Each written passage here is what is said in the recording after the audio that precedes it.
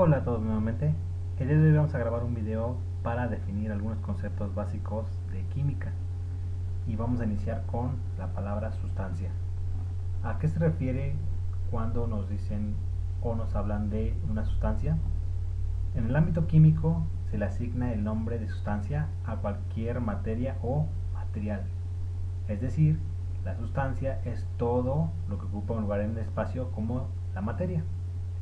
En este caso podemos tener diferentes tipos de sustancias en sus diferentes estados, ya sea líquido, gaseoso o sólidos. Es a lo que se le llama sustancia.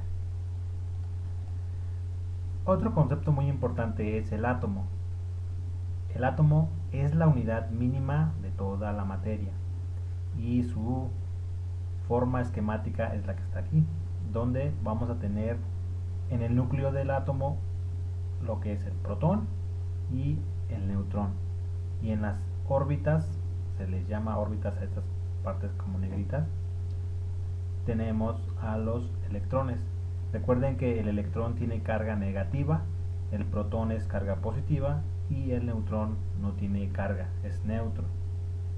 Además, la masa atómica está concentrada en el núcleo de cada átomo, es decir, si yo quiero obtener la masa atómica, simplemente puedo sumar el número de protones con el número de neutrones para obtenerla. Elementos. Los elementos son sustancias que están constituidos por átomos iguales y no se pueden descomponer en otros más simples.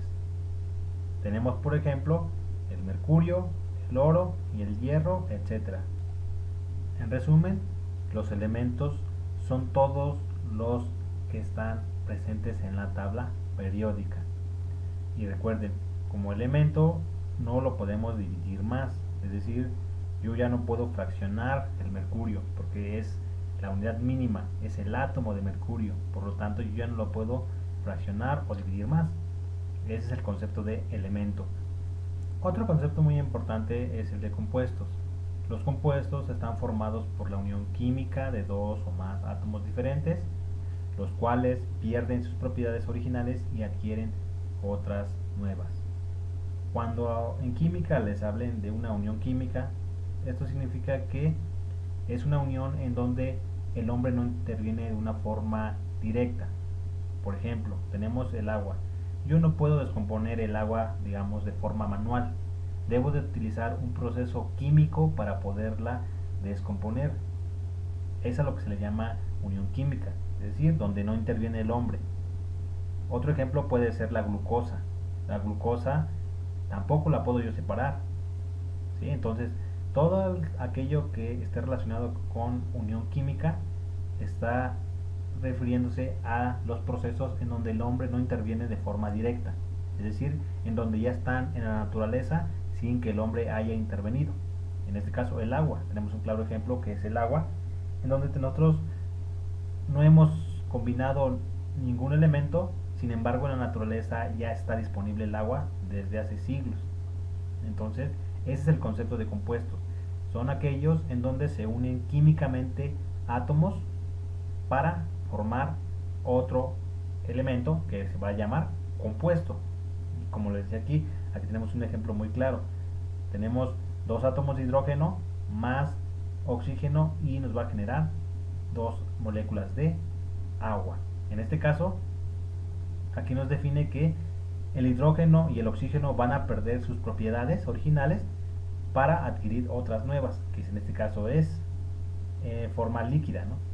Es a lo que se refiere. Aquí el hidrógeno es un gas, el oxígeno también es un gas, pero cuando se combinan estos dos elementos vamos a formar un compuesto químico que por lo general está en forma líquida. Entonces es a lo que se refiere esto de compuestos. Y por último vamos a ver un concepto también muy importante, que es el de mezclas. La mezcla es la unión física de dos o más sustancias. Estas conservan sus propiedades y se pueden separar por métodos físicos. Es decir, aquí es la unión física, que quiere decir que aquí el hombre sí puede intervenir para poder obtener una mezcla. Y vamos a tener dos tipos de mezclas, que son la mezcla homogénea y la mezcla heterogénea. En la mezcla homogénea se observa solo una fase, es decir, no se van a distinguir las sustancias que se están mezclando. Un ejemplo claro de mezcla homogénea es el agua de mar. En este caso, el agua de mar contiene sal, pero si yo la quiero separar con métodos físicos, puedo hacerlo. Es decir, puedo obtener la sal y aparte puedo obtener agua. O sea, lo puedo hacer con métodos físicos.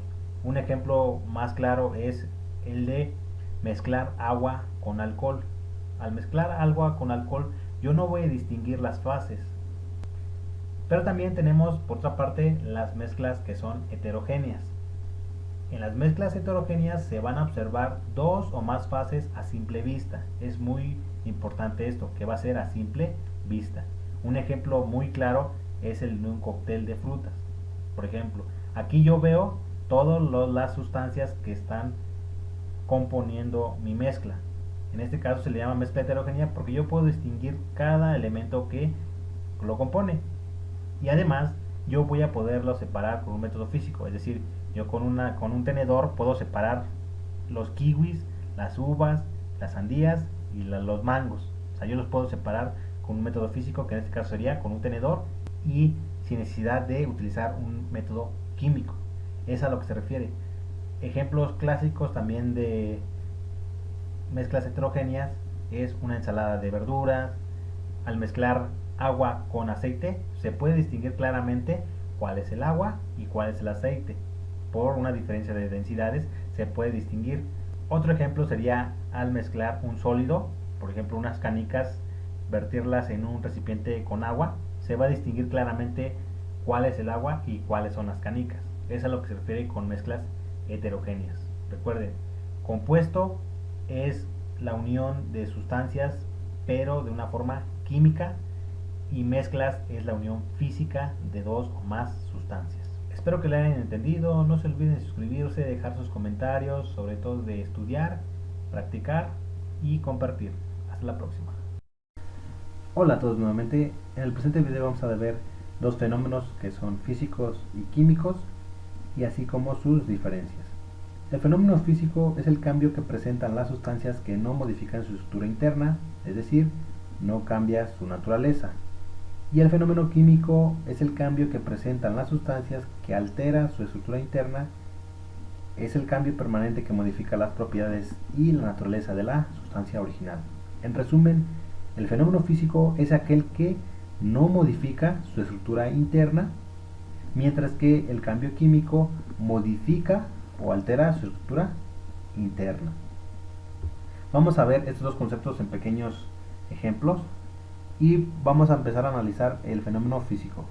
Imagínense que ustedes tienen un vaso con agua y vamos a provocar lo siguiente. Primero, quiero yo obtener hielo, entonces lo meto al refrigerador y obtengo hielo. Si analizamos, sigue siendo la misma agua en forma sólida, pero sigue siendo la misma agua, no modificó su estructura interna, es decir, es agua pero en forma de hielo. Entonces por eso es que es un cambio físico, porque no modifica su estructura interna. Del otro lado tenemos vapor de agua, que se obtiene al aumentar la temperatura al agua.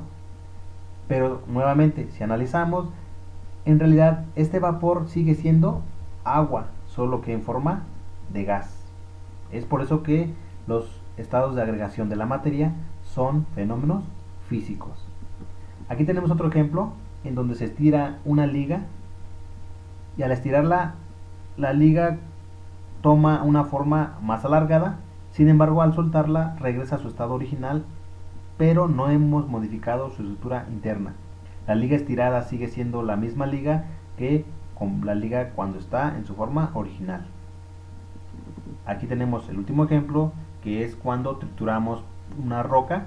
La roca sigue siendo la misma, no importa si la hacemos más pequeña, pero sigue manteniendo su estructura interna intacta.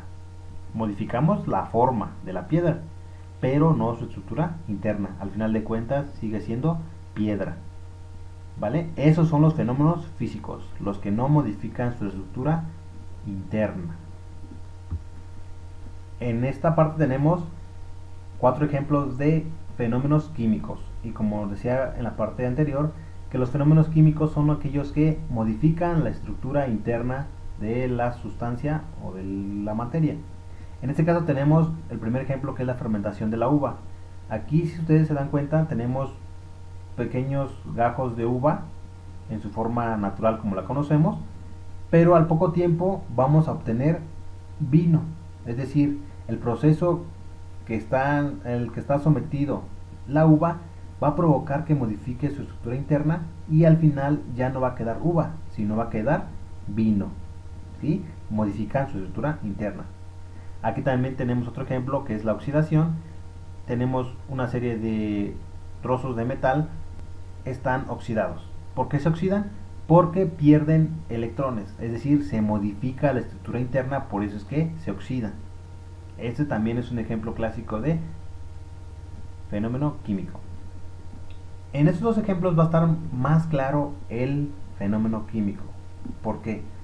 Aquí tenemos una persona que está respirando. Si nosotros analizamos, recordemos que nosotros inhalamos oxígeno. El cuerpo lo procesa y al momento de exhalar sale en forma de dióxido de carbono. Es decir, al inicio era solamente oxígeno, pero al final sale como dióxido de carbono. Es decir, modificamos la estructura interna del oxígeno para convertirlo en dióxido de carbono. Por eso es que la respiración es un fenómeno químico. En la fotosíntesis ocurre exactamente lo contrario. Es decir, las plantas absorben todo el dióxido de carbono y cuando lo expulsan como oxígeno. Ocurre lo contrario al proceso de respiración. En resumen, aquí el dióxido de carbono modificó su estructura para liberar oxígeno. Es decir, entró dióxido de carbono, pero al salir ya no salió el dióxido de carbono, sino sale oxígeno. A esos son los que se les llaman fenómenos químicos. ¿Por qué? Porque modifican la estructura interna. Bueno, espero que la hayan entendido. No se olviden de suscribirse, dejar sus comentarios, compartir y sobre todo practicar. Hasta la próxima. Hola nuevamente a todos. El día de hoy vamos a estudiar el concepto de masa molar y vamos a aprender a calcular la masa molar de varios compuestos. Empezamos. La masa molar es una propiedad física que indica la cantidad de materia que contiene un cuerpo o una sustancia o un compuesto, ¿sí? Vamos a resolver el primer ejemplo. Aquí tenemos una molécula de agua, que es H2O, y para calcular su masa molar lo que tenemos que hacer es lo siguiente. Primero vamos a ubicar nuestro elemento en la tabla periódica. En este caso yo tengo dos elementos, por lo tanto voy a necesitar de la ayuda de la tabla periódica para encontrar la masa atómica del hidrógeno y del oxígeno. Y existen diferentes configuraciones en las tablas periódicas. Hay tablas periódicas que son muy sofisticadas y tienen varios conceptos, y hay tablas que son más sencillas, que tienen datos más precisos, ¿sí? En este caso nos sirve cualquiera de los dos. Lo único que tenemos que visualizar en la tabla periódica es la masa atómica o el peso atómico, que en este caso para fines prácticos es exactamente lo mismo. Para calcular la masa molar, lo primero que debemos de hacer es visualizar qué elementos participan en nuestro compuesto. En esta ocasión solo participan hidrógeno y oxígeno. Posteriormente debemos de visualizar el número de átomos de ese elemento, es decir, en el hidrógeno participan 2. Este subíndice indica que hay 2 átomos de hidrógeno, por lo tanto le vamos a poner que hay 2. Y en el oxígeno aparentemente no tiene un subíndice, sin embargo es como si tuviera el subíndice 1, ¿sí? Es decir, solamente hay un átomo de oxígeno. Posteriormente vamos a obtener la masa molecular de nuestra tabla periódica, es decir, el hidrógeno, como ya lo mencionábamos, se puede redondear a 1 gramo mol, ¿sí? Aquí se me olvidó ponerle gramo sobre molécula, ¿sí? Recuerden, esas son las unidades de nuestra masa molecular, ¿vale? Posteriormente vamos a obtener lo siguiente. El del oxígeno es 16 gramos por molécula, ¿vale? Y por último, lo que tenemos que hacer es multiplicar el número de elementos por la masa molecular, es decir, en este caso va a ser 2 por 1, me da 2, ¿sí? 1 por 16 me da 16. Como último paso debemos de sumar estos datos, es decir, 2 más 16 me da 18 y esa es la masa molar, 18 gramos por molécula, es lo que significa este de gramos mol, son 18 gramos por molécula de agua que yo voy a utilizar, ¿sí? Así de fácil se soluciona ese tipo de problemas. Como ejemplo número 2 tenemos el siguiente compuesto. Lo primero que debemos de visualizar, dijimos, es cuántos elementos participan en esta ocasión y son 3. Primero está el calcio, recuerden, una letra mayúscula y posteriormente una minúscula indican que se trata del mismo elemento, ¿sí? Sigue el carbono y por último está el oxígeno. Posteriormente dijimos que íbamos a detectar el número de átomos o de elementos que iban a participar. En este caso solamente hay un calcio, hay un carbono y 3 átomos de oxígeno. Por lo general, la masa atómica es un dato que nos dan en nuestros exámenes. Por lo tanto, o nos lo pueden dar en una tabla periódica y nosotros la ubicamos, ¿sí? En esta ocasión, el calcio tiene una masa atómica de 40 gramos por molécula, el carbono de 12 y el oxígeno vimos anteriormente que es de 16. ¿Sí? Como tercer paso vamos a multiplicar. Dijimos que íbamos a multiplicar el número de elementos por la masa atómica o molecular. ¿Sí? En este caso es 1 por 40, entonces sería 40. 1 por 12 nos da 12 y por último 3 por 16 nos da 48. ¿Sí? Por último paso dijimos que nosotros tenemos que sumar y obtener nuestro total, ¿sale? Sumando nos da lo siguiente: 40 más 12 nos da 52, 52 más 48 nos da 100. Por lo tanto, nuestra respuesta es 100 gramos por, recuerden, es gramos por molécula o por mol, ¿sí? Esta es la respuesta que debemos de obtener, 100 gramos por molécula. Y esta es la masa molar de nuestro compuesto. Nuestro tercer y último problema nos dice lo siguiente: obtener la masa molar de nuestro compuesto. Nuevamente, lo primero que debemos de hacer es detectar qué elementos participan en esta ocasión. Y en esta ocasión solamente participan el aluminio, el oxígeno y el hidrógeno, ¿sale? Posteriormente vamos a detectar el número de átomos de cada elemento, es decir, el aluminio solamente participa una vez. El oxígeno en esta ocasión, si ustedes se dan cuenta, hay un paréntesis. Este paréntesis indica que este 3 está multiplicando a los subíndices que tenemos en la parte de adentro, ¿sí? Es decir, 3 por 1 quiere decir que hay 3 átomos de oxígeno, ¿sí? Y también hay 3 de hidrógeno. Es decir, esto es lo mismo que ponerlo de la siguiente manera. Así se ve más claro, ¿no? Pero lo ponen así por el simple hecho de que esto es un radical, se le llama radical, y es un hidróxido, ¿sí? Por eso es que se ponen de esta forma, ¿vale? Entonces, ya detectamos esto.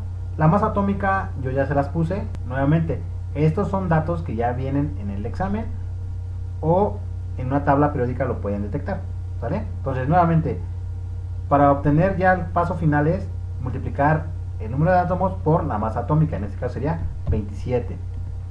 3 por 16, 48. Y 3 por 1 me da 3. Por lo tanto, si ustedes lo suman, les va a dar un total de 78. ¿Sí? Hay un truquito aquí que es sumar 3 más 27 nos da 30. 30 más 48 nos da 78. Y nuevamente son gramos por molécula o por mol, ¿sí? Este gramos mol, recuerden, gramos por molécula, es decir, de cada molécula que tengamos de este compuesto vamos a obtener 78 gramos. Bueno, espero que lo hayan entendido, dejen comentarios y hasta la próxima. Hola a todos nuevamente. El día de hoy vamos a estudiar leyes de los gases ideales y esta ley, como su nombre lo dice, es para todos los gases que son ideales. ¿Cuáles son esos gases ideales? Los que proponen un comportamiento ideal de las moléculas de un gas, es decir, sin interacción molecular, como si estuvieran aisladas unas de las otras. Un ejemplo claro es el aire, ¿sí? La fórmula para los gases ideales es presión por volumen es igual a el número de moles por la constante universal por la temperatura. Y ahí están todo lo que significa cada letra, donde N es el número de moles, se puede calcular también como la masa entre la masa molar, R es la constante universal de los gases ideales y tiene un valor de 0.082 atmósferas por litro sobre Kelvin, o sea, grados Kelvin por molécula o por mol, ¿sí? T es temperatura absoluta, debe estar medida en Kelvin. La presión debe estar medidas en atmósferas. Recuerden que las unidades de la presión pueden ser pascales, milímetros de mercurio, atmósferas, ¿sí? Y por último, el volumen, que debe estar definido en litros. De la ley de los gases ideales surgieron otras tres leyes, que son la ley de Boyle, la ley de Charles y la ley de Gay-Lussac. Y ustedes se pueden aprender estas fórmulas de la siguiente manera. Tienen presión, volumen y temperatura. Si se dan cuenta, es un triángulo y en sus vértices van a tener los datos de sus gases, ¿sí? Presión, volumen y temperatura. Cuando están de forma horizontal, quiere decir que se están multiplicando, y cuando están de forma vertical, quiere decir que se van a dividir. Si se dan cuenta, es presión 1 por volumen 1 es igual a presión 2 por volumen 2. Y aquí, volumen 1 entre temperatura 1 es igual a volumen 2 entre temperatura 2. Y en la otra es presión 1 entre temperatura 1 es igual a presión 2 entre temperatura 2. En este caso, las dos temperaturas están siempre dividiendo, ¿se dan cuenta? La ley de Boyle se utiliza cuando les mencionan en sus problemas que la temperatura es constante. En la de ley de Charles, la presión es constante, y en la ley de Gay-Lussac, el volumen es constante. Es decir, la variable que es constante es la que no aparece en su fórmula. En este caso, aquí no aparece la temperatura es constante. Aquí no aparece la presión es constante. Y aquí no aparece nuestro volumen, quiere decir que el volumen es constante, ¿sí?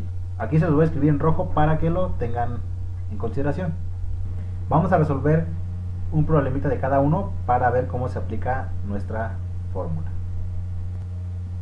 Nuestro primer problema dice: un gas de temperatura constante tiene una presión de 20 pascal y ocupa un volumen de 4 metros cúbicos. Si la presión se incrementa al doble, ¿cuál es el nuevo volumen que ocupa el gas? En este tipo de problemas, lo primero que deben de hacer es detectar qué variable es constante. Aquí nos lo están diciendo. Nos dicen que la temperatura es constante. Por lo tanto, vamos a utilizar la ley de Boyle, ¿sí? Como segundo paso debemos establecer nuestros datos. Aquí ya se los puse. Los datos son, nos habla de la presión 1, que es de 20 pascal, y dice que ocupa un volumen de 4 metros cúbicos, quiere decir que ese es nuestro primer volumen. Dice, si la presión se incrementa al doble, quiere decir que la presión 2 va a estar en 40 pascales, ¿sí? Porque la presión 1 es 20, el doble de 20 es 40. Por lo tanto, la presión 2 es 40 pascales. Y nos preguntan, ¿cuál es el nuevo volumen que ocupa el gas? Nos están diciendo, ¿cuál es el volumen 2? ¿Sí? Nuevamente, vamos a utilizar la ley de Boyle. ¿Por qué? Porque la temperatura es constante. Si se acuerdan, la fórmula es presión 1 por volumen 1 es igual a presión 2 por volumen 2. Esa es la ley de Boyle. En este caso, nos están pidiendo calcular el volumen 2. Y es lo que tenemos que hacer. En este caso, la presión 2 está multiplicando, va a pasar dividiendo. Lo voy a acomodar ya de la forma en el lado izquierdo. Es decir, volumen 2 va a ser igual a la presión 1 por el volumen 1 sobre la presión 2. Como último paso hay que sustituir. Volumen 2 es igual a presión 1, en este caso es 20 pascals, por volumen 1, que sería 4 metros cúbicos, sobre la presión 2, que en este caso es 40 pascals, ¿sí? Se elimina pascal con pascal y ya nos quedaron las unidades de volumen, que en este caso es metros cúbicos. Por último, vamos a resolverlo. Volumen 2 es 20 por 4 nos da 80, ¿sí? 20 por 4 nos da 80 y vamos a ponerle las unidades metros cúbicos sobre 40. 80 entre 40 nos da 2. Quiere decir que el volumen 2 es de 2 metros cúbicos. Y tiene lógica, porque si la presión aumenta el doble, el volumen tiene que disminuir la mitad, ¿sí? Entonces, y es así como obtenemos la respuesta correcta. El problema número 2 nos dice, un gas se encuentra a una presión constante de 80 atmósferas y ocupa un volumen de 6 litros a una temperatura de 27 grados Celsius. La pregunta es, ¿qué volumen ocupará si la temperatura se incrementa a 72 grados Celsius? Nuevamente, lo primero es identificar qué variable es constante. Aquí nos lo están diciendo que la presión es constante y hasta nos dan el valor, ¿sí? En este caso, como la presión es constante, vamos a utilizar la ley de Charles, ¿sí? Segundo paso, dijimos, vamos a establecer nuestros datos. La ley de Charles decía lo siguiente: volumen 1 entre temperatura 1 es igual a volumen 2 sobre temperatura 2. Recuerden, la temperatura siempre va a estar dividiendo, ¿sí? Entonces, la ley de Charles es volumen 1 entre temperatura 1 es igual a volumen 2 entre temperatura 2. Lo que yo siempre les recomiendo primero es multiplicar cruzado para obtener más fácil nuestra incógnita. Es decir, volumen 1 por temperatura 2 es igual a volumen 2 por temperatura 1. ¿Sí? Y así es más fácil despejar la variable que nos pidan. En este caso nos están pidiendo la variable volumen 2. En este caso vamos a detectarla. El volumen 2 es este. Y si se dan cuenta, la temperatura 1 está multiplicando, va a pasar dividiendo. Entonces quiere decir que volumen 2 es igual a volumen 1 por temperatura 2 entre temperatura 1. ¿Sí?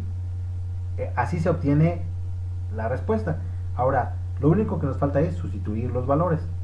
Volumen 2 es igual a volumen 1. En este caso el volumen 1 es de 6 litros. Por temperatura 2. La temperatura 2 dice que vale 77 grados Celsius sobre la temperatura 1, que en este caso es de 27 grados Celsius. Grados Celsius con grados Celsius se elimina y ya nomás nos quedan las unidades de volumen, que es el litro. Volumen 2 sería así. Primero tienen que multiplicar 6 por 77 y lo que les salga lo dividen entre 27.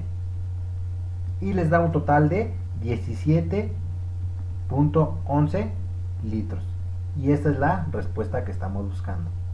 El problema número 3 dice, se calienta aire en un cilindro de acero de volumen constante de 20 grados Celsius a 60 grados Celsius. Si la presión inicial es de 3 atmósferas, ¿cuál es su presión final? Nuevamente, lo primero que hay que detectar es la variable constante. En este caso nos dicen que es un volumen constante. Este problema es de la ley de Gay-Lussac. Por lo tanto, vamos a establecer el segundo paso, que es detectar los datos. La fórmula es P1 entre T1 es igual a presión 2 entre T2. Recuerden, la temperatura siempre está dividiendo. Y como se los dije anteriormente, lo primero que yo les recomiendo es que multipliquen cruzado para que se les haga más fácil del despeje. Presión 1 por temperatura 2 es igual a presión 2 por temperatura 1. Ahora sí, vamos a detectar cuál es nuestra variable de la incógnita. En este caso nos están pidiendo la presión 2. Y la presión 2 se va a obtener de la siguiente manera. La presión 2 es igual a la presión 1 por temperatura 2 sobre la temperatura 1. Como último paso vamos a sustituir. La presión 2 es igual a presión 1. En este caso nos dicen que es de 3 atmósferas. Por la temperatura 1, que en este caso es de 20 grados Celsius, sobre 60 grados Celsius. Nuevamente Celsius con Celsius se elimina y nos queda lo siguiente. 3 por 20 nos da 60. 60 entre 60 nos da 1. Quiere decir que la presión 2 es igual a 1 atmósfera. Si se dan cuenta, no es complicado aplicar la ley de los gases ideales. Sin embargo, tienen que aprender a interpretar la información que les dan. Bueno, espero que la hayan entendido. Dejen sus comentarios, compartan, suscríbanse y sobre todo practiquen mucho. Hasta la próxima. Hola a todos nuevamente. En el presente video vamos a estudiar el tema de oxidación y reducción en una reacción química, para lo cual primero debemos de estudiar números de oxidación. El número de oxidación indica la capacidad de combinación de los elementos, es decir, son los electrones que se pueden perder, ganar o compartir al formar un compuesto. Para obtener el número de oxidación se aplican las siguientes reglas. La regla número 1 es: los elementos de la familia 1, 2 y 3A trabajan con más 1, más 2, más 3 respectivamente. Es decir, la familia 1A tiene de número de valencia más 1, la familia 2A el número de oxidación es más 2 y la familia 3A es el número de oxidación es más 3. Recuerden que las familias son las que están de forma vertical en la tabla periódica. La regla número 2 dice: recordar que los compuestos deben tener un número de oxidación total a 0. Ahorita vamos a ver de qué se trata esta regla. La regla número 3 dice: el hidrógeno trabaja casi siempre con más 1 y el oxígeno con menos 2. Es decir, por lo regular el hidrógeno tiene número de oxidación más 1 y el oxígeno número de oxidación menos 2. Si el elemento presenta un subíndice, este se multiplicará por su número de oxidación. Y por último, los elementos en estado natural tienen un número de oxidación igual a 0. También es algo muy importante. Vamos a ver unos ejemplos para ver de qué se trata este tema.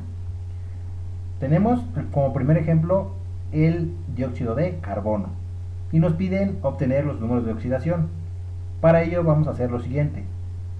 Según las reglas nos establecen que el oxígeno por lo regular siempre va a tener el número de oxidación menos 2, es decir, ese menos 2 es el exponente. Pero también hay una regla que nos dice que debe de valer 0 el número de oxidación y que los elementos que presentan subíndice tienen que multiplicar.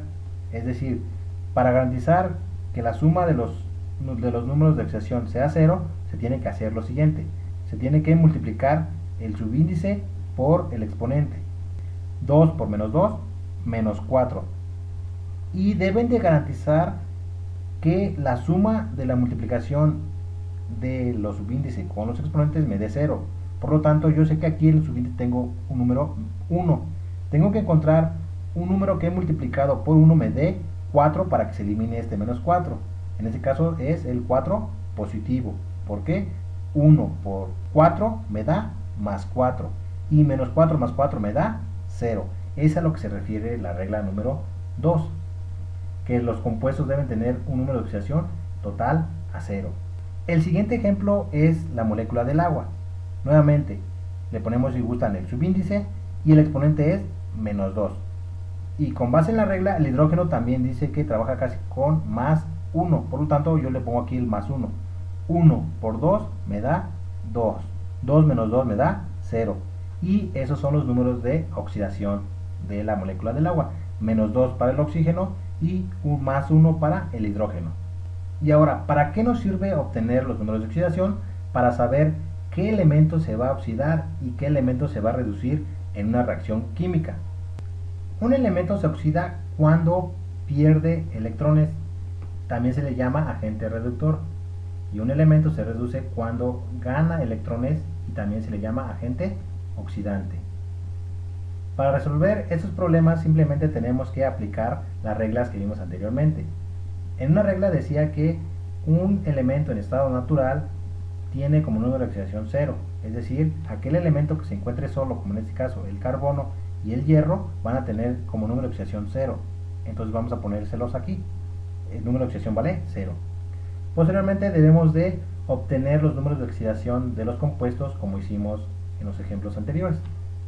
Nuevamente aquí el oxígeno va a tener menos 2, menos 2 por 3 me va a dar menos 6. Aquí yo debo de garantizar que el número que esté multiplicado por 2 me dé 6 para que se elimine este menos 6.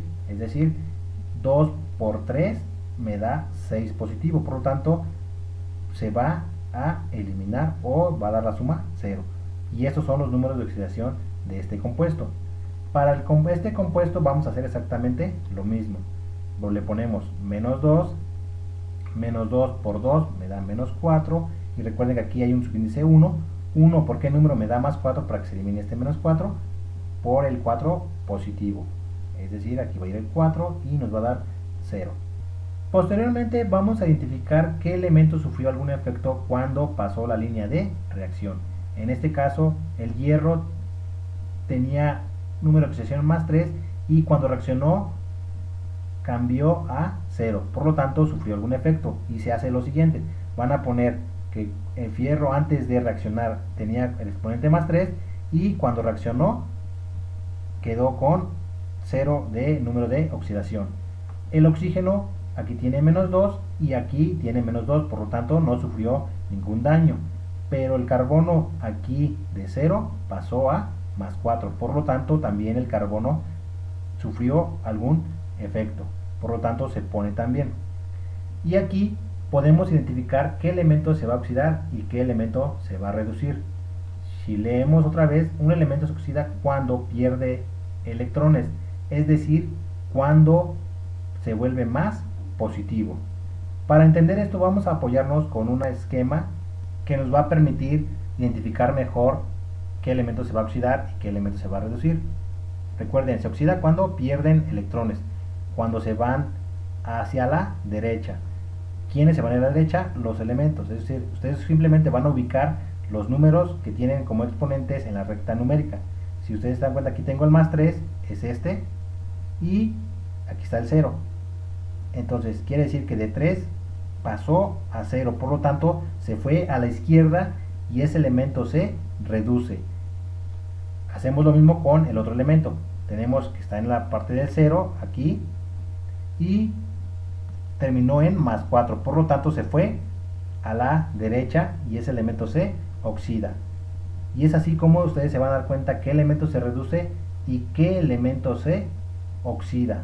Por lo tanto, dijimos que el hierro se reduce y el carbono se oxida. Vamos a resolver este último ejemplo para tener más claro el tema. Recuerden, los elementos que están en su estado natural tienen como número de oxidación 0. En este caso el aluminio vale 0 y el hidrógeno también vale 0. No importa que tenga su índice 2, es el mismo elemento. Posteriormente, el hidrógeno tiene número de oxidación más 1, el oxígeno menos 2 y recuerden, tengo que garantizar que la suma de estos valga 0. Por lo tanto, el sodio también vale 1 porque se encuentra en la familia 1. Más 1 más 1, 2 menos 2, 0. Aquí el oxígeno nuevamente tiene menos 2, menos 2 por 3 me da menos 6. El sodio tiene número de oxidación más 1 por 3 me da 3 positivo. Me falta solamente otro 3 aquí para que me dé el 6 y la suma sea 0. Por lo tanto, el número de oxidación del aluminio es más 3. Posteriormente dijimos que íbamos a observar qué elementos iban a sufrir algún efecto.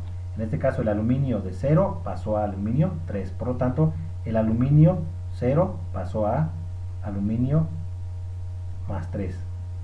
El sodio más 1 no sufrió efecto. El oxígeno menos 2 no sufrió ningún daño. Y por último, el hidrógeno de más 1 pasó a 0. Por lo tanto, el que sufrió el otro efecto fue el hidrógeno más 1 a 0. Recuerden, solamente dos elementos van a sufrir efectos. Uno se va a oxidar y el otro se va a reducir. Vamos a colocar los números en nuestra recta numérica de 0 a 3. De 0 a 3 se va a la derecha, por lo tanto quiere decir que este elemento se oxida y el otro elemento se reduce. El otro concepto era que el elemento que se oxida también es llamado como agente reductor. ¿Por qué? Porque es el que provoca que el otro elemento se reduzca. Bueno, espero que lo hayan entendido. Dejen sus comentarios, dudas, sugerencias. No se olviden suscribirse, compartir y sobre todo practicar. Hasta la próxima.